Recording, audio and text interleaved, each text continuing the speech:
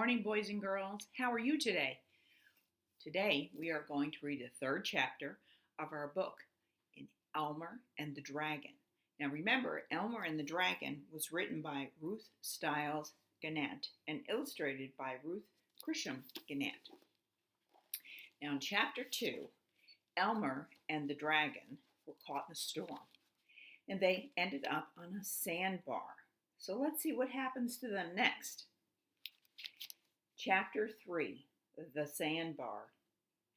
The fog rolled along the sandbar and out over the water, and suddenly Elmer shouted, "There, behind you! Look at the pretty little green island." "But Elmer, I can't move. Oh, Elmer, I hurt all over." The dragon grunted and groaned and strained and struggled, but he was too stiff to move at all. "Elmer, do you really see dry land not that far off?" "Nice, near, dry, green land, and the water shallow all the way. Are you sure you can't move?" "I'll try again." "How stupid! I can't even see the land after waiting here for it all night in the soaking wet water," complained the dragon, glaring at the miles of ocean before him, which was all he could see. Elmer walked around the dragon's head and pretended not to notice that he was crying. "Elmer, I guess I'm not much of a dragon.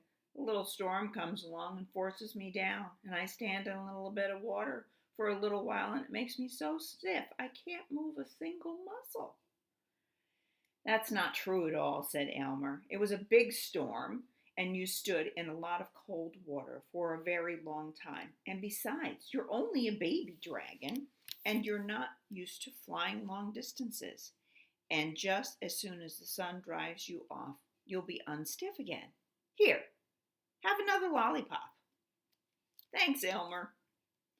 But you'd better get unstiff pretty quick, because the tide will come in and you'll be up to your stomach in water again."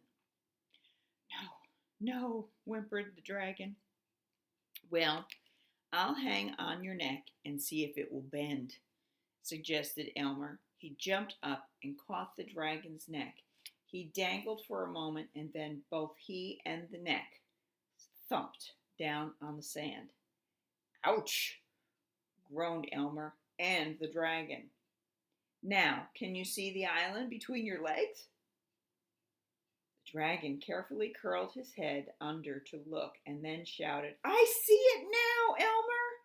It's really there! What a lovely little dry island!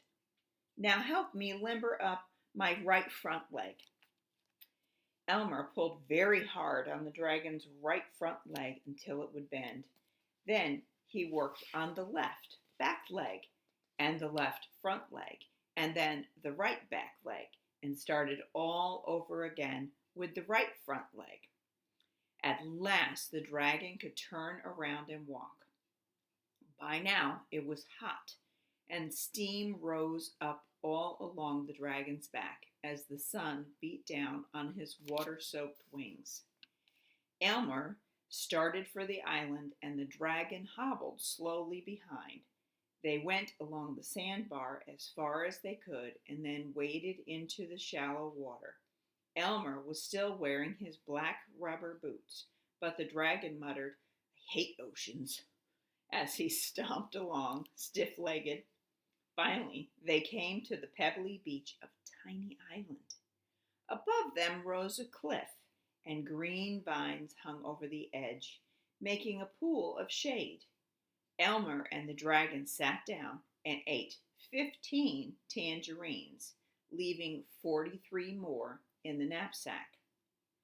"I wonder who lives on the island," said Elmer, wiping his mouth on his sleeve. "I think that's a path over there. Come on, let's go exploring."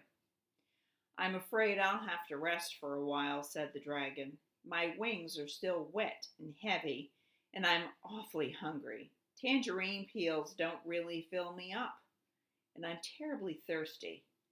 Maybe I'm going to faint." Then you rest here in the shade while I go look for food and water, said Elmer as he picked up his knapsack and went off to follow the little path. And there's the poor dragon taking a rest after his harrowing ordeal in the ocean. Oh, and that was the end of our chapter. So that was chapter 3.